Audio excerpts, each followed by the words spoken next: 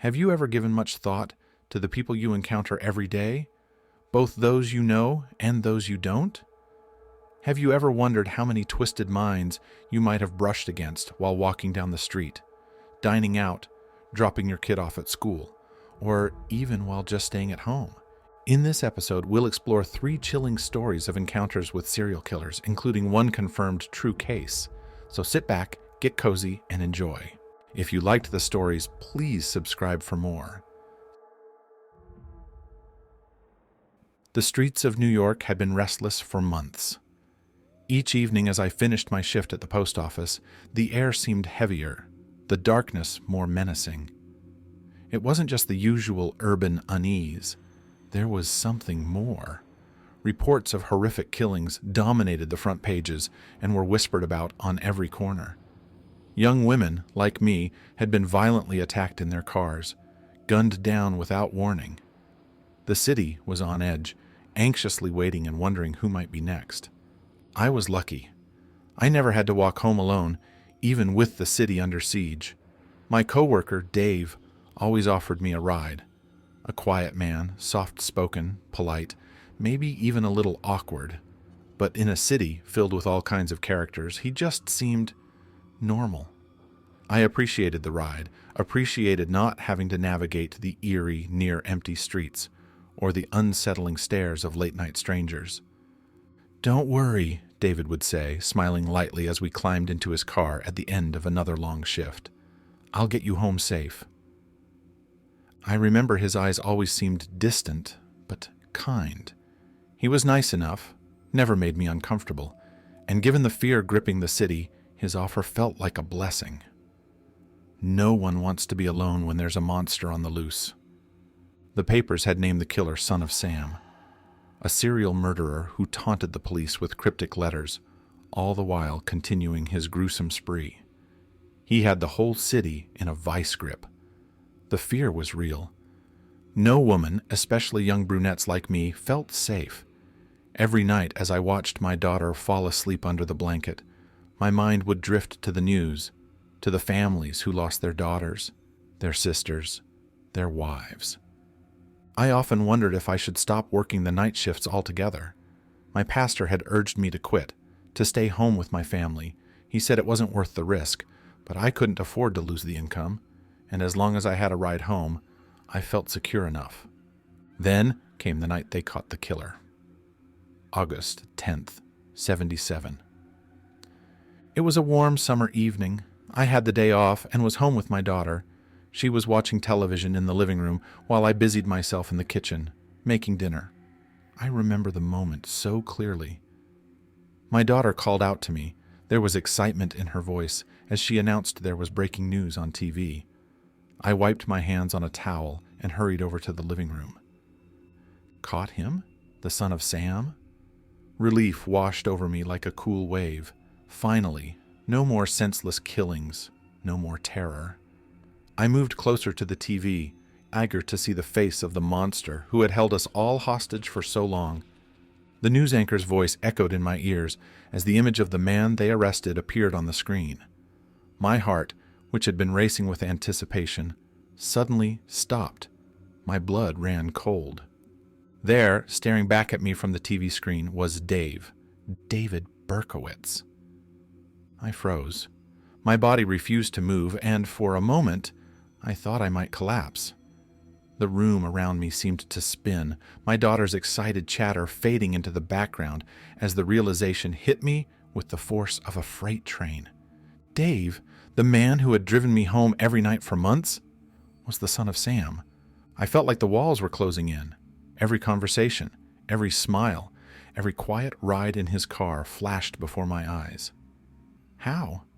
How could I not have known? How could I have sat so close to him, trusted him, allowed him into my life without ever seeing the darkness that lurked beneath his calm exterior?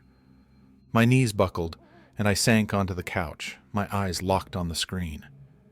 The anchor was talking about the arrest, about how he had lived right among us, hiding in plain sight. Neighbors described him as odd but harmless. Harmless. Terror clawed at my chest. All those nights, I had been alone with him, confined to the small space of his car. I thought about the way he'd smile as he opened the door for me, the way he'd drive in near silence, his eyes fixed on the road ahead. I always thought he was just quiet, maybe even shy. Later that night, when my daughter was asleep, I sat at the kitchen table, replaying every interaction I'd had with David in my mind. I thought about the times he'd ask me about my day, the times he'd wait for me outside the post office, his car idling as I finished up my shift. I thought about the fact that, while I was talking to him, laughing with him, feeling grateful for his kindness, he was out there hunting other women. The next morning I went to church. I didn't know what else to do. I thanked God for sparing me, for keeping me safe during those nights when I could have easily been one of his victims. I've always had this weird habit of going on long drives on the weekends. It started in college when I needed a break from studying, and the quiet of the roads became my escape. There's something about it that clears my mind, helps me think. Even now, years later, I still find myself cruising through the countryside when life just feels too heavy. It was a Friday evening, and I had just gotten home from work, feeling completely overwhelmed. My head felt like it was ready to explode, and I knew I couldn't stay in that night. I grabbed my keys, jumped into my car, and started driving. The streets were empty, which wasn't unusual for the small town I lived in. I took the highway and soon found myself on a narrow, winding road that led into the rural areas, where the trees seemed to close in around me, and the sky felt wider than ever. I'd been out for about an hour when I saw him, a man standing on the side of the road thumbing for a ride.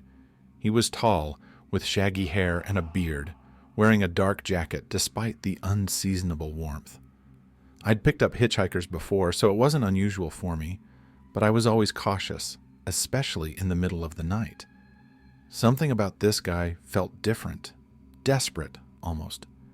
I can't quite explain it. Maybe it was the way he stood, slightly hunched as if trying to make himself seem smaller. Against my better judgment, I slowed down and pulled over. He walked up to the car, and I could see him more clearly in the dim glow of the streetlight up ahead. He looked rough, like he hadn't slept or showered in days. His eyes were tired, hollow almost, but there was something calm about him too. I rolled down the window and asked if he needed a ride. "Yeah," he said, his voice low and gravelly. "Just up the road, if you don't mind." I nodded and unlocked the door. He slid into the passenger seat, and we started driving again. For a while, neither of us said anything, the only sound coming from the hum of the tires on the pavement and the occasional rustle of the wind through the trees. After a few minutes, he spoke. "You live around here?" he asked, his voice breaking the quiet like a crack in the night. "Yeah, not too far," I replied, glancing over at him. His eyes were fixed on the road ahead, expression unreadable. "Nice area," he said. "Quiet."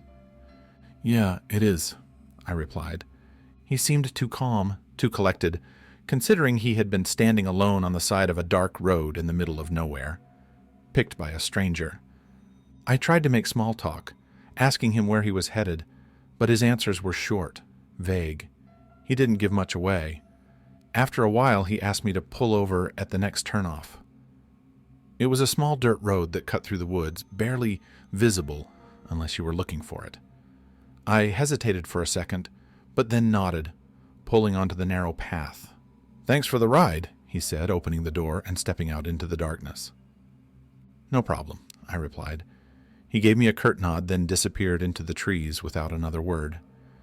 As soon as he was out of sight, I backed up and drove away. I couldn't shake that weird feeling. The next day, I was running errands in town when I overheard a conversation that stopped me in my tracks. Two women were talking at the checkout line, their voices low but urgent. "Did you hear about the girls they found in the woods? Right off County Road 13, one of them said. "Yeah," the other replied. "They said they were just lying there, blood everywhere. It was brutal." My stomach dropped. County Road 13. That was the road I'd been driving on last night. The same road where I'd picked up that hitchhiker. I tried to shake off the unease, but the details kept swirling in my mind. Later that day, I found myself searching online for more information. It didn't take long to find the news reports. 2 girls had been found murdered in the woods, their bodies discovered early that morning by a local jogger. The article was vague, but it noted that the police were investigating it as a potential homicide.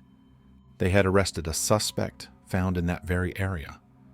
The report didn't provide many details, but mentioned a vague description: an old, bearded drifter. Must have been the same man I had picked up and dropped off in those woods. I couldn't stop thinking about it. How did they know it was him? Were the police looking for a scapegoat? A few days later, the story took an even darker turn. A more detailed report was published. Apparently, he was linked to a series of unsolved disappearances that had plagued the region over the last few years. Hiding in plain sight. They didn't release many details, but they mentioned that his method of operation involved luring his victims into remote areas before killing them. Interesting.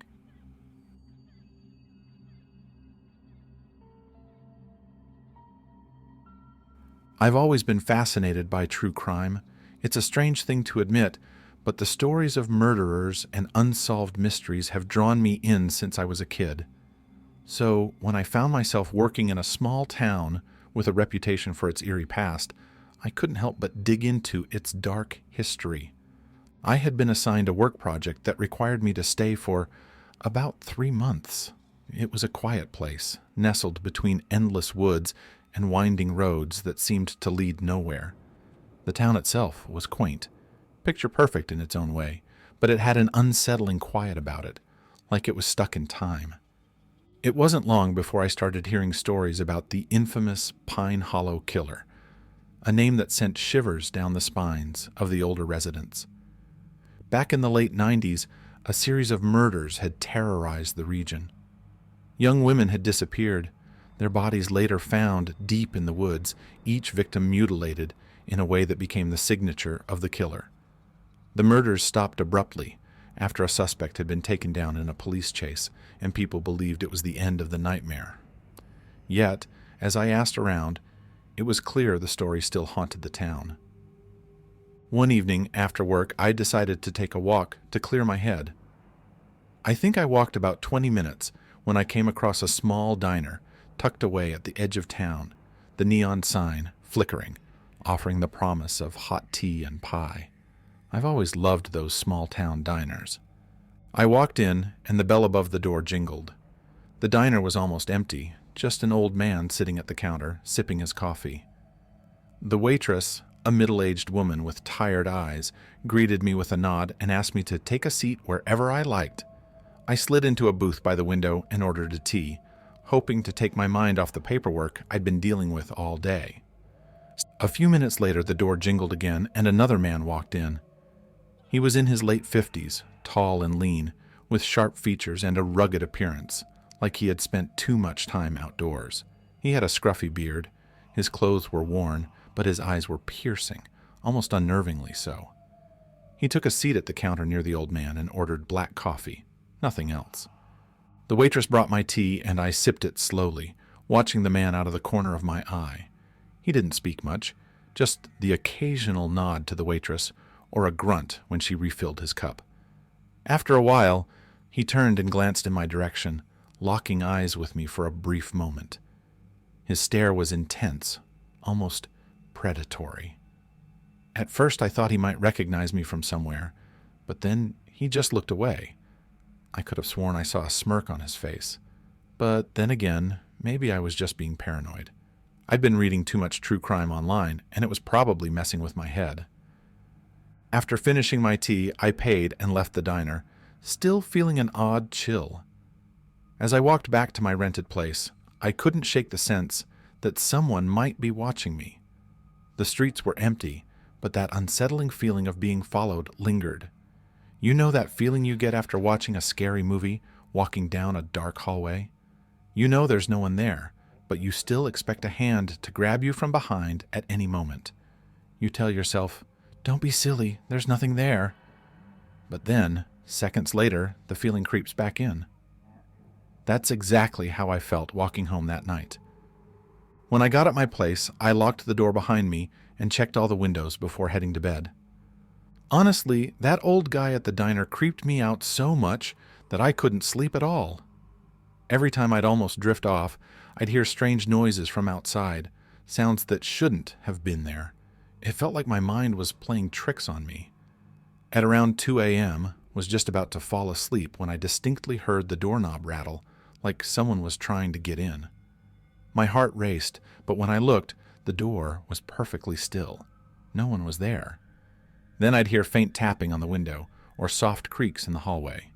Each time I checked, nothing. That guy, combined with all the creepy true crime stories I've been reading, really got to me. The next day, I couldn't stop thinking about the man in the diner. I didn't even know why he had bothered me so much. He was just another guy, probably a local, who had lived in this town forever, while I was the outsider who didn't belong. Anyway, nothing happened, so I continued my work project over the next few weeks. I found myself drawn more and more into the history of the Pine Hollow killer. I spent hours online, reading old newspaper clippings and watching interviews with the victims' families. There was one detail about the case that stuck out to me. The suspect, who had been killed during the police chase, the man everyone assumed was the Pine Hollow killer, had a brother. His name wasn't mentioned much in the articles, but I found a few references to him as a drifter, someone who had left town shortly after the murders began. Curiosity got the better of me, and I decided to dig a little deeper. I found an old mugshot of the brother, taken after a bar fight years before the murders. When the image loaded on my screen, my blood ran cold. The scruffy beard, the piercing eyes, it was unmistakable. The man who had sat just a few feet away from me, staring with those cold, unsettling eyes, was the brother of the suspected Pine Hollow killer. The more I dug into it, the more my mind spiraled. There were inconsistencies in the case, loose ends that didn't quite add up. What if the police had gotten it wrong? What if the real killer wasn't who they thought, but his brother instead? As I sat there, staring at his face on my computer screen, a chilling thought hit me. I remembered the way he had looked at me that night, like he was sizing me up, deciding if I was worth the trouble. My hands trembled as I replayed it all in my mind. The eerie feeling of being watched, the quiet streets, the strange noises outside my door that I had brushed off.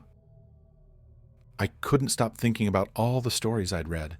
Killers who lived ordinary lives, blending in with their neighbors, co-workers, even their families. The kind of people no one would ever suspect. And now, I realized I might have come face to face with one of them. The next morning, I packed up my things and left town, my work project unfinished. I didn't care. Something in my gut told me to get out. I couldn't help but wonder how many others had unknowingly crossed paths with the Pine Hollow killer, and how many of them hadn't been as lucky as me. We hope these stories gave you chills. Have you ever had a similar experience? We'd love to hear your stories and share them with our community. Drop your experiences in the comments below or send them to us directly. Don't forget to like, subscribe, and hit the notification bell so you never miss a new video. Your support helps us keep bringing you more spine-tingling stories. Thanks for watching, and stay tuned.